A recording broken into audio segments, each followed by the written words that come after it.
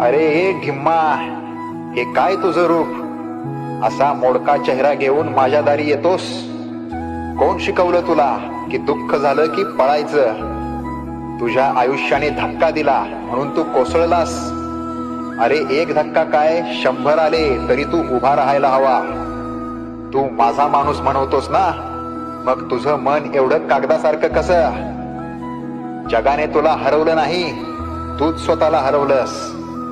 तुझ्या आतली ताकद तूच गाडलीस आणि आता माझ्याकडे येऊन आक्रोश करतोयस. माझ्या दारी रडणारा नको, माझ्या दारी लढायला तयार असलेला पाहिजे.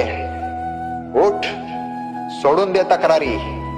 जग जर तुला तोडत असेल तर तू जगाचं घामेंड तोडून दाखव.